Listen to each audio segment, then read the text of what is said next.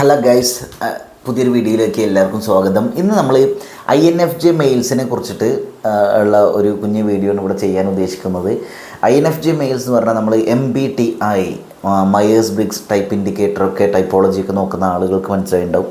16 തരത്തിലുള്ള വ്യക്തികളാണ് ഈ സമൂഹത്തിലുള്ളതെന്നാണ് MBTI പറയുന്നത്. അപ്പോൾ അതിൽ വളരെ റെയറായ ഒരു 1.5% ഒക്കെ ഏകദേശം വരുന്ന അത്രയും റെയറായിട്ടുള്ള അപൂർവങ്ങളിൽ അപൂർവമായിട്ടുള്ള ആളുകളാണ് INFJ ആണുങ്ങൾ എന്ന് പറഞ്ഞാൽ. അപ്പോൾ ഈ INFJ ആണുങ്ങളുടെ കുറച്ച് പ്രത്യേകതകൾ കാര്യങ്ങളൊക്കെയാണ് നമ്മളിവിടെ നോക്കുന്നത്. INFJ ആണുങ്ങളുടെ പ്രത്യേകത എന്താ വെച്ചാൽ വളരെ സെൻസിറ്റീവായ ആളുകളായിരിക്കും. സെൻസിറ്റീവായ ആളുകൾ എന്ന് പറഞ്ഞപ്പോൾ നമുക്കറിയാവുന്നതാണ്. അപ്പോൾ എന്തെങ്കിലും ഒരു ഇങ്ങനെ നടന്നു പോകുന്ന സമയത്ത് സ്ഥിരമായിട്ട് ഒരു കുട്ടിയെ കാണുന്നുണ്ട്, ചെറിയ കുട്ടിയെ കണ്ടില്ല, ആ കുട്ടി ഒരു ദിവസം ചിരിച്ചില്ല എന്ന് വിചാരിക്കുക, ഇവരതിനെക്കുറിച്ച് കാര്യമായിട്ട് ആലോചിക്കും. വളരെ സെൻസിറ്റീവാണ്. എന്തെങ്കിലും അവരടുത്ത് വളരെ ഫണ്ണായിട്ട് തന്നെ അവരോട് ചൂടാവുക എന്തെങ്കിലും ചെയ്തിട്ട് ചിലപ്പോൾ ഇരുന്ന് കരയും. അങ്ങനെയുള്ള ആളുകളാണ് INFJ ആണുങ്ങൾ എന്ന് പറഞ്ഞിട്ടുണ്ടെങ്കിൽ.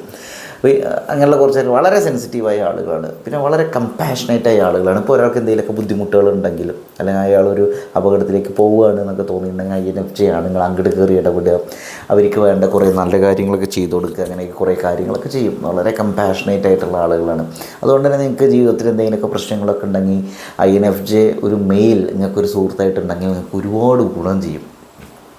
വേറെ സാധനം വളരെ ഐഡിയലിസ്റ്റിക്കായ ആളുകളാണ്. എന്താണ് ഐഡിയലിസ്റ്റിക്കായ ആളുകൾ എന്ന് പറഞ്ഞാൽ? ഐഡിയലിസ്റ്റിക്കായ ആളുകൾ എന്ന് പറഞ്ഞപ്പോൾ നമുക്ക് ഒരു ഐഡിയൽ വേൾഡ് ഉണ്ട്. അതായത് ആളുകളൊക്കെ വളരെ സന്തോഷത്തോടു കൂടി ജീവിക്കുന്നു, അല്ലെങ്കിൽ നമ്മളൊരു കാര്യം ചെയ്യുമ്പോൾ ഇത് ഇങ്ങനെയായിരിക്കണം, കള്ളത്തരയിൽ കാണിക്കാൻ പാടില്ല, ജെനുവിനായിരിക്കണം. ഇങ്ങനെയുള്ള കുറേ സാധനങ്ങൾ നമ്മൾ ചെറുപ്പം മുതലേ നമ്മുടെ മൈൻഡിൽ ഇങ്ങനെ കയറി വന്നിട്ടുണ്ടായിരിക്കും. അതായത് നമ്മൾ ഒരിക്കലും ഫേക്കായിരിക്കില്ല, വളരെ ഐഡിയലായിട്ടുള്ള ആദർശങ്ങളൊക്കെ ഉള്ള രീതിയിലുള്ള ഒരു സംഗതിയായിരിക്കും. നമ്മൾ ചെയ്യുന്ന കാര്യങ്ങളിലൊക്കെ ഈ ഒരു സംഗതി വരും. കൂടുതലും പെർഫെക്ഷനിസ്റ്റുകളായിരിക്കും അങ്ങനെയുള്ള കുറച്ച് സാധനങ്ങൾ. പിന്നെ വളരെ കൈൻഡ് ഹാർട്ടഡായ ആളുകളായിരിക്കും, നല്ല ദയയുള്ള ആളുകളായിരിക്കും. നമ്മൾ പറയുന്ന കമ്പാഷനേറ്റായ സഹാനുഭൂതിയുള്ള ആളുകളായിരിക്കും INFJ മെയിൽസ് എന്നൊക്കെ പറഞ്ഞാൽ. അതിൻ്റെ വേറൊരു രൂപമാണ്. വളരെ കൈൻഡ് ഹാർട്ടഡായ കൈൻഡ്നെസ് ഉള്ള ആളുകളായിരിക്കും INFJ മെയിൽസ്. ഹെൽപ്പിംഗ് അതേഴ്സ്, മറ്റുള്ളവരെ കാര്യമായിട്ട് ഹെൽപ്പ് ചെയ്യും.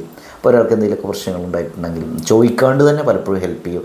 ഇത് പലരും ദുരുപയോഗം ചെയ്യും, അത് വേറെ കാര്യം, പക്ഷേ അങ്ങനെയൊക്കെ ചെയ്യും. പിന്നെ മീനിങ് ഓഫ് ലൈഫ്, നമ്മളെപ്പോഴും ലൈഫിൻ്റെ ഒരു പർപ്പസിനെ കുറിച്ച്, മീനിങ്ങിനെ കുറിച്ചൊക്കെ ആലോചിക്കും. പലരും എന്താ വെച്ചാൽ ലൈഫ് അടിച്ച് കുളിക്കുക, ഭക്ഷണം കഴിക്കുക, അതേപോലെ തന്നെ കുറേ സെക്സ് ചെയ്യുക, കുറേ കാശുണ്ടാക്കുക, അല്ലെങ്കിൽ അങ്ങനെയുള്ള കുറേ അടിച്ചു കുളിക്കുക, അങ്ങനെയുള്ള കുറേ സാധനങ്ങളൊക്കെ പലരും ലൈഫിൽ പ്രാധാന്യം കൊടുക്കുന്ന സമയത്ത് എങ്ങനെയെങ്കിലും കുറേ കാശുണ്ടാക്കുക എന്നൊക്കെ ആലോചിക്കുമ്പോൾ, അടിച്ചു പൊളിക്കുക എന്നൊക്കെ ആലോചിക്കുമ്പോൾ INFJ മെയിൽസ് അങ്ങനെയല്ല. അവർക്ക് ലൈഫിനൊരു പർപ്പസ് ഉണ്ട് എന്നും, എന്താണ് ആ പർപ്പസ് എന്നും, അങ്ങനെയുള്ള നമ്മളാരാണെന്നും, നമ്മൾ എന്താണ് സമൂഹത്തിന് നമുക്ക് ചെയ്യാൻ കഴിയുമെന്നും, എന്താണ് നമ്മൾ ചെയ്യേണ്ടതെന്നും, എന്തൊക്കെ ചെയ്യാൻ കഴിയുമെന്നും, എന്തൊക്കെ നമുക്ക് സ്വീകരിക്കാൻ കഴിയുമെന്നും, നമ്മുടെ ലൈഫിൻ്റെ ഒരു മീനിങ് എന്താണ്, പർപ്പസ് എന്താണ്, നമ്മുടെ ഒരു സിഗ്നേച്ചർ എന്ത് ആയിരിക്കണം ഈ സമൂഹത്തിൽ ജീവിച്ചു എന്നതിൻ്റെ, നമ്മുടെ മരണശേഷം, അങ്ങനെയൊക്കെ ആലോചിക്കും.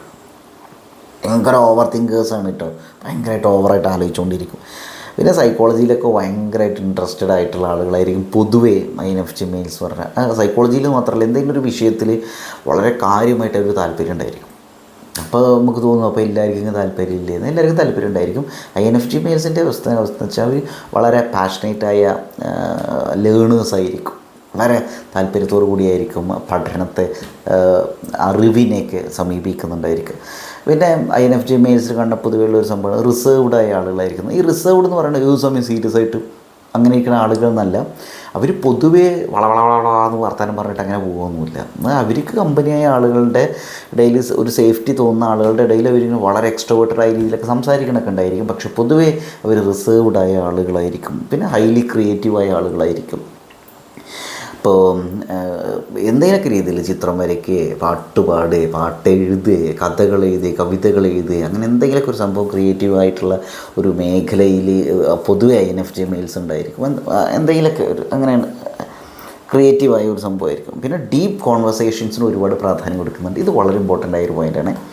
നിങ്ങൾ INFJ മെയിൽസിനോട് സംസാരിക്കുമ്പോൾ നിങ്ങൾക്ക് മനസ്സിലാവുന്ന ഒരു കാര്യമാണ്, അവരിങ്ങനെ വെറുതെ ഈ തൊലിപ്പുറമേയുള്ള വർത്തമാനങ്ങളൊന്നല്ല, വളരെ ഡീപ്പായിട്ടാവും സംസാരിക്കുന്നുണ്ടാവുക. അതായത് നമ്മുടെ മനുഷ്യ മനസ്സിൻ്റെ അഗാധമായ, നമ്മുടെ വൈകാരികമായ ഏറ്റവും ഉള്ളിൽ അറയിലുള്ള കുറച്ച് കാര്യങ്ങളോ നമ്മുടെ പേടികളോ ഒക്കെ വളരെ സേഫായിട്ട് നമുക്ക് INFJ മെയിൽസിനോട് സംസാരിക്കാൻ പറ്റും. അപ്പോൾ നമ്മുടെ ലൈഫിൽ ഒറ്റപ്പെട്ട് നിൽക്കുന്ന അവസ്ഥ വിചാരിക്കും, നമുക്ക് ഒരാളോട് സംസാരിക്കാൻ പറ്റാത്ത ഒരുപാട് പ്രശ്നങ്ങൾ നമുക്കുണ്ട് വിചാരിക്കും, INFJ മെയിൽസിനോട് നമുക്ക് സംസാരിക്കാൻ പറ്റും. അങ്ങനെ ഒരു സാധനമാണ്. പിന്നെ ഇമോഷണലി ഇൻ്റലിജൻ്റായ ആളുകളാണ്. എന്താ ഇമോഷണലി ഇൻ്റലിജൻ്റായ ആളുകൾ എന്ന് പറഞ്ഞാൽ, ഇപ്പോൾ അതായത് നമ്മൾ പറയണം നമ്മുടെ അത്രയും ഇമ്പോർട്ടൻ്റ് ആയിട്ട് നമുക്ക് തോന്നിയുള്ള ഒരാൾ മരിച്ചു പോയി വിചാരിക്കും. അപ്പോൾ നമുക്ക് പെട്ടെന്ന് സഹിക്കാൻ പറ്റുന്നൊരവസ്ഥയായിരിക്കും അല്ലേ. അപ്പോൾ ആ സമയത്ത് നിങ്ങൾ INFJ മെയിൽ കൂടെ ഉണ്ടെങ്കിൽ INFJ മെയിൽസ് സെൻസിറ്റീവായ ആളുകളൊക്കെയാണ്. പക്ഷേ എന്താ കാര്യം എന്ന് വെച്ചാൽ അവരോട് നിങ്ങൾ ഇങ്ങനെയൊക്കെ സംസാരിക്കുമ്പോൾ അവർ നിങ്ങളെ വളരെ മെച്യൂർഡായിട്ട് നിങ്ങളെ ഡീൽ ചെയ്യും, നിങ്ങളെ ആശ്വസിപ്പിക്കും. അവർ അങ്ങനെയുള്ള മനുഷ്യരാണ്. എന്തെങ്കിലും ആകുമ്പോൾ പെട്ടെന്ന് അവർക്ക് സങ്കടം പോലെയൊക്കെ വരുന്നുണ്ടായിരിക്കും. പക്ഷേ ഈ മരണം പോലെ അങ്ങനെ വലിയ സംഭവങ്ങൾ വരുന്ന സമയത്ത് അവരത് വളരെ ഉത്തരവാദിത്തത്തോടുകൂടി ഡീൽ ചെയ്യും. പിന്നെ ഇവർ വേറെ കാര്യം വെച്ചാൽ സ്വന്തം കാര്യം നോക്കുമ്പോൾ ഇവർക്ക് ഭയങ്കര പ്രശ്നമായിരിക്കും. സെൽഫ് കെയർ ചെയ്യാനൊക്കെ ഭയങ്കര പാടായിരിക്കും. സെൽഫ് കെയർ ചെയ്യില്ല എന്നല്ല, പക്ഷേ അവർ അവനവൻ്റെ സന്തോഷത്തിന് സമാധാനത്തിന് എന്തെങ്കിലും ചെയ്യുന്നതിനേക്കാൾ കൂടുതൽ വേറൊരാളെ ഹെൽപ്പ് ചെയ്യുക എന്നുള്ളൊരു സാധനമായിരിക്കും. ഫോർ എക്സാമ്പിൾ, സ്വന്തം ഇപ്പോൾ ഒരു ബാങ്ക് പോകണം, സ്വന്തം ആവശ്യത്തിന് ബാങ്ക് പോകണം, ഒരു പക്ഷേ അവരിങ്ങനെ പിന്നെ ചെയ്യുക എന്നുള്ള ലെവലിലായിരിക്കും. പക്ഷേ വേറൊരാൾക്ക് വേണ്ടി ഒരു ബാങ്ക് പോകണം എന്നൊരവസ്ഥയാണെങ്കിൽ അവർ ചിലപ്പോൾ പെട്ടെന്ന് ചെയ്യും. ഇതൊക്കെയാണ് ഇതിൻ്റെ ഒരു അവസ്ഥ. പിന്നെ ആർഗ്യുമെൻറ്റുകളൊക്കെ ഇവർ ഒഴിവാക്കും. എങ്ങനത്തെ ഈ തർക്കങ്ങളൊക്കെ ഒഴിവാക്കും. അതായത് നമ്മൾ ഈ പീസ് മേക്കേഴ്സായ ആളുകളാണ്, അതായത് സമാധാനം ആഗ്രഹിക്കുന്ന ആളുകളാണ്. അപ്പോൾ ഈ കോൺഫ്ലിക്റ്റുകൾ, ആർഗ്യുമെൻറ്റ്സ്, ഈ സാധനത്തിനോടൊന്നും വലിയ താല്പര്യമില്ല. അത് ഒരു നെഗറ്റീവായിട്ടൊക്കെ തോന്നും. വളരെ സ്ട്രെസ്ഫുള്ളായ കാര്യമായിട്ടൊക്കെ തോന്നുക ഇവർക്ക് ഇങ്ങനെയുള്ള കാര്യങ്ങളൊക്കെ. അപ്പോൾ ആർഗ്യുമെൻറ്റുകളൊക്കെ ഒഴിവാക്കും. അതുപോലെ നമ്മൾ ആളുകൾക്കും കാര്യമായി മാപ്പ് കൊടുക്കും. ഇപ്പോൾ ഒരാളുകൾ നമ്മളോട് എന്തെങ്കിലുമൊക്കെ തെറ്റൊക്കെ ചെയ്ത് നമ്മൾ മാപ്പ് കൊടുക്കുക. എന്താ വെച്ചാൽ നമ്മുടെ ഒരു സമാധാനത്തിനും അവർക്ക് വിഷമം കൊണ്ട് പാവം ഇങ്ങനെയൊക്കെ വിചാരിച്ചിട്ടാണ്. ഇതൊക്കെ ഒരു ലിമിറ്റേ ഉള്ളൂ. ഒരു ലിമിറ്റ് കഴിഞ്ഞാൽ നമ്മൾ നേരെ ഓപ്പോസിറ്റ് ആയിരിക്കും. We love listening than talking. അതായത് നമ്മൾ ആളുകളെ കേൾക്കാൻ നന്നായിട്ട് ഇഷ്ടപ്പെടുന്ന ആളുകളാണ്. നമ്മൾ അങ്ങോട്ട് സംസാരിക്കാനും ഇഷ്ടമാണ്, പക്ഷേ നമ്മളിങ്ങോട്ട് കേൾക്കാൻ ഒരുപാട് നല്ലൊരു ചെവി, മറ്റുള്ളവർക്ക് എന്തെങ്കിലുമൊക്കെ പ്രശ്നം ഉണ്ടെങ്കിൽ നമ്മൾ കേൾക്കാൻ നമ്മൾ തയ്യാറാണ്. ഇത് പല ആളുകളും മുതലെടുക്കലുണ്ട് കേട്ടോ ഈ സാധനം. പക്ഷേ കുറേ കഴിഞ്ഞിട്ടുണ്ടെങ്കിൽ ഈ ആളുകൾ അവരുടെ ഈ നെഗറ്റീവ് സാധനമൊക്കെ നമ്മുടെ തന്നെ പറഞ്ഞിട്ട് അവർ ഹായ് എന്ന് പറഞ്ഞിട്ട് ഒറ്റ പോക്കാണ്ട് പോകും. ഇതിന് അവസാനം ഈ നെഗറ്റീവ് സാധനമൊക്കെ നമ്മുടെ മണ്ടേ കിടന്നിട്ട് വേസ്റ്റ് പോലുള്ള ഈ സാധനങ്ങൾ കിടന്നിട്ട് നമ്മുടെ ഉള്ളിൽ കിടന്നിട്ട് കളിയൊക്കെ ഉണ്ടായിരിക്കും. അപ്പോൾ ഇങ്ങനെയുള്ള ഒരു സാധനമുണ്ട്. അപ്പോൾ വേണ്ട രീതിയിൽ സെൽഫ് കെയർ ചെയ്യാത്ത INFJ മെയിൽസിന് ഇതൊക്കെ ഒരുപാട് നെഗറ്റീവായിട്ട് ബാധിക്കും. ആളുകൾ വളരെ നെഗറ്റീവായിട്ട് എടുക്കും. അതായത് ഈ ആളുകൾ ഉപയോഗിക്കും നമ്മളെ വലിയ രീതിയിൽ നെഗറ്റീവായിട്ട്.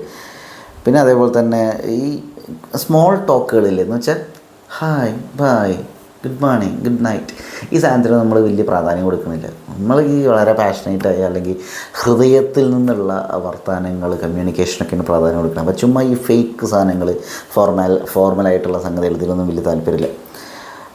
പിന്നെ ഒരുപാട് എമ്പതിയുള്ള, നമ്മൾ പറഞ്ഞ കമ്പാഷനുമായി ബന്ധപ്പെട്ട ഒരു സാധനം, ആളുകളോട് ഒരുപാട് എമ്പതിയുള്ള ആളുകളായിരിക്കും INFJ മെയിൽസ്. പിന്നെ പറയുന്നത് വളരെ വേറെ രീതിയിലുള്ള സാധനമായിരിക്കും. പൊതുവെ INFJ ആളുകൾക്ക് ഈ ഫേക്കായ ആളുകളോടും തീരെ താല്പര്യം ഉണ്ടായിരിക്കില്ലായിരിക്കും. പക്ഷേ അവരോട് സംസാരിക്കാൻ, അവരുടെ ഒരു പോസിറ്റീവ് വൈബ് ഉണ്ടാക്കി കൊടുക്കാനും അവരൊരു നല്ല രീതിയിൽ കൊണ്ടുവരാനൊക്കെ ഒരു പക്ഷേ തുടക്കത്തിലൊക്കെ ട്രൈ ചെയ്യണമൊക്കെ ഉണ്ടായിരിക്കും. പക്ഷേ പൊതുവെ ഈ ഫേക്കായ ആളുകളോട് തന്നെ പൊതുവെ താല്പര്യം ഇല്ലായിരിക്കും. കാരണം അവരൊരു കോസിന് വേണ്ടിയിട്ടാണ് കൂടുതലും ജീവിക്കുന്നത്. അല്ലാണ്ട് ഒരാളെ നന്നാക്കുക, അയാൾക്ക് വേണ്ടി അങ്ങനെയല്ല എന്ന് കരുതിയാൽ അത് നെഗറ്റീവായിട്ട് എടുക്കേണ്ട കാര്യമൊന്നുമില്ല. നമ്മൾ ആളുകളെയല്ല, കൂടുതലും ആശയങ്ങൾക്കാണ് പ്രാധാന്യം കൊടുക്കുന്നത്. അപ്പോൾ അങ്ങനെ ഒരു സംഭവമാണ്. അപ്പോൾ പൊതുവെ ആളുകളോട് വലിയ താല്പര്യമില്ല എന്നർത്ഥം. പക്ഷെ അങ്ങനെയല്ല, അതായത് നമ്മളിപ്പോൾ ഒരാളെക്കുറിച്ച് മാത്രം ചിന്തിച്ചുകൊണ്ട് ജീവിതകാലം മുഴുവൻ ഈ ആളുകൾ ജീവിക്കാനൊക്കെ ഉണ്ടായിരിക്കാം. പക്ഷെ ഒരാൾ ഫുള്ള് നെഗറ്റീവായിട്ട് ചെയ്യണം, അയാളെന്നെ നന്നാക്കിക്കൊണ്ട് പോകണം, അങ്ങനെയൊന്നുമില്ല. അപ്പോൾ നമ്മളൊരു ലെവലിൽ ചെന്നാണ്ട് വിടും. അപ്പോൾ നമ്മൾ ഒരുപാട് ആളുകളിലേക്കാണ് നമ്മൾ ഇറങ്ങിച്ചെല്ലാനും അവരോട് സംസാരിക്കാനും ഒക്കെ ആഗ്രഹിക്കുക. അപ്പോൾ അങ്ങനെയുള്ള സാധനം നമ്മൾ ഈ പബ്ലിക് സ്പീക്കേഴ്സിൻ്റെയൊക്കെ ഒരു അവസ്ഥ എന്താണ്, ഇപ്പോൾ സമൂഹത്തിന് വേണ്ടി എന്തെങ്കിലുമൊക്കെ നല്ലത് ചെയ്യണം, ഒരു മേഖലയിൽ എന്തെങ്കിലുമൊക്കെ നല്ല രീതിയിൽ ചെയ്യണം എന്നൊക്കെ വിചാരിക്കുന്ന ആളുകളായിരിക്കും പൊതുവെ INFJ മെയിൽസ്. അപ്പോൾ അങ്ങനെയുള്ള ആളുകൾക്ക് ഒരാൾ മാത്രം ഒതുങ്ങി നിൽക്കാൻ പറ്റില്ല. അതാണ് ഞാൻ ഉദ്ദേശിക്കുന്നത്.